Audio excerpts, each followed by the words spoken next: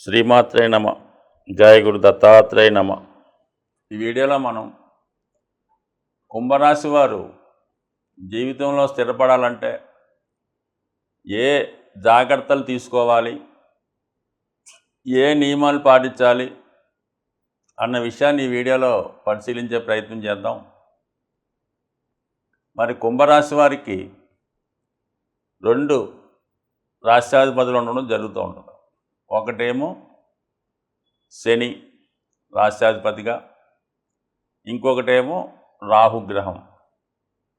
So ఎప్పుడైతే రాహు దీనికి అధిపతి అవుతున్నాడో గత జన్మ సంబంధించినటువంటి ఫలితాలు, అది మంచైనా చెడైనా ఈ జన్మలో అనుభవించవలసి ఉంటుంది. సో ఏదో విధమైనటువంటి కర్మ సంబంధం, రుణానుబంధం, గత జన్మ బంధం లేకుండా ఈ కుంభరాశిలో జన్మించడం జరగదు. సో ఈ కారణం వల్ల వీళ్ళకి అనేక మంది వీళ్ళ జీవితంలో సహాయపడుతుంటారు. ఏదన్నా ఏ పని పాట లేకుండా ఉన్న వాళ్ళని చేరదీసి వాళ్ళకి చదువు చెప్పించడం కానీ, ఉద్యోగం ఇప్పించడం కానీ, లేదంటే వాళ్ళకి ఏదైనా వ్యాపారం పెట్టించడం, వాళ్ళ ఇబ్బందుల్లో ఉంటే వాళ్ళకి ఏదో డబ్బు ఇప్పించి సూటి పెట్టడం, వాళ్ళు దాన్ని ఎగ్గొట్టడం, వీళ్ళ బాకీలు తీర్చుకోవడం, అలాగే వీళ్ళ మీద అదనపు బాధ్యతలు రావడం జరుగుతుంటుంది. అంటే సాధారణంగా కుటుంబం సభ్యులు అనుకోవచ్చు. మరి ఈ రోజుల్లో కుటుంబ సభ్యులతో పాటుగా అదనంగా వేరే కుటుంబాన్ని కూడా పోషించవలసి రావచ్చు. వీళ్ళ జాతకరీత్యా అది స్నేహితులు అవ్వచ్చు, దగ్గర బంధువులు అవ్వచ్చు, లేదా మరి వివాహం తర్వాత కూడా అక్క చెల్లెళ్ళనో అన్నదమ్ములను మరి పోషించవలసి రావడం, అలాగే వాళ్ళ పిల్లల్ని చదివించవలసి రావడం, ఈ విధంగా. లేదంటే వీళ్ళు ఏదన్నా ఒక పట్టణంలో ఎక్కడో ఉంటే వాళ్ళ ఇంట్లో చుట్టాల పిల్లలు చదువుకోవడం, ఇవన్నీ కూడా ఈ కుంభరాశి వారికి చదువుతుంటాయి. కాబట్టి వీళ్ళు పైవారికి, అంటే మరి పైవారు అంటే కొద్దిగా అంత సంబంధం లేని వారికి ఇచ్చినటువంటి సౌకర్యాలు, విలువ మరి సొంత వారి మీద అంత శ్రద్ధ అవి పెట్టలేకపోవడం వల్ల వీళ్ళు సొంత పిల్లలు అవ్వచ్చు, భార్య అవ్వచ్చు, భర్త అవ్వచ్చు, అంత సాటిస్ఫై పొందలేకపోతుంటారు. మరి వీళ్ళ మీద శ్రద్ధ పెట్టకపోవడం వల్ల వీళ్ళ చదువులో కూడా వీళ్ళ పిల్లలు అంత అభివృద్ధి చెందలేకపోవచ్చు. సో ఈ కారణం వల్ల ఏదంటే వీళ్ళు పెద్ద అయిన తర్వాత ఈ పిల్లలు వీళ్ళని సరిగ్గా చూడరు. ఎందుకంటే వీళ్ళు చిన్నప్పుడు సరిగ్గా చూడలేదు కాబట్టి వీళ్ళు కొంతవరకు తొందరగానే సెటిల్ అయ్యి విదేశంలో వెళ్ళొచ్చు, వేరే ప్రాంతాలకు వెళ్ళొచ్చు.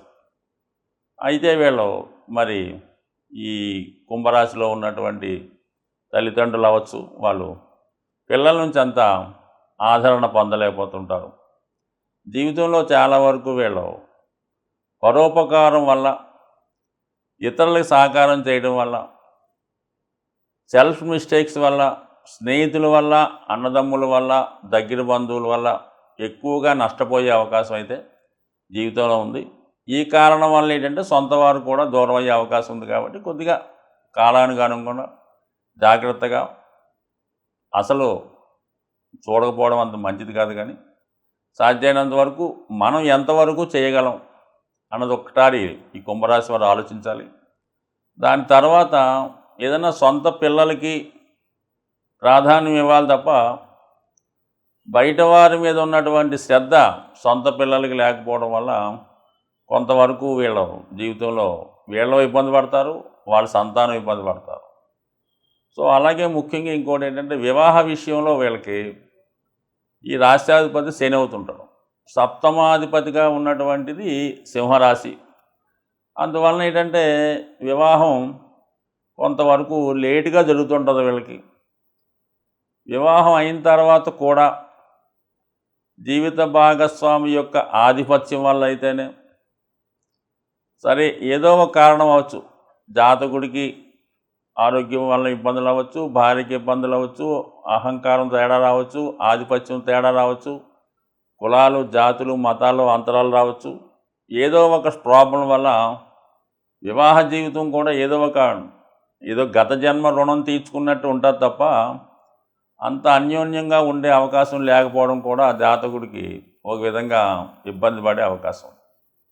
సో చాలా వరకు ఈ కుంభరాశి వారికి ప్రారంభ జీవితం 36 సంవత్సరాల వరకు కూడా చాలా ఇబ్బందులు పడడం జరుగుతూ ఉంటుంది. అసలు సెటిల్మెంటే కనబడతాం. ఈ టైంలో మళ్ళీ ఈ చదువుకునే టైంలో ఈ బంధాలు బాధ్యతలు హెల్పింగ్ నేచర్ వల్ల ఈ వివాహ విషయంలో కూడా ఎవరినో ఒకరిని ఇష్టపడడం, ఆ ప్రేమను కూడా త్యాగం చేయడం జరుగుతూ ఉంటుంది.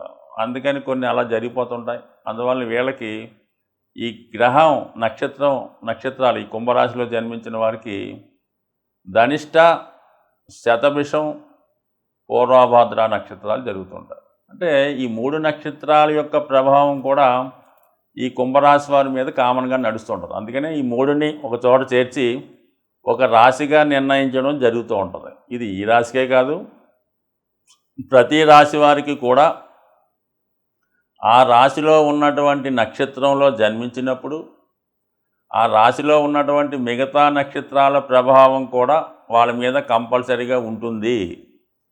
సో అందువలన ఏంటంటే వీళ్ళకి కుజ దశతో ప్రారంభం అవుతుంది అనుకుందాం. ఏది ధనిష్ట నక్షత్రం అవటంలో 3-4 పాదాలు కాబట్టి 3.5 సంవత్సరాలు.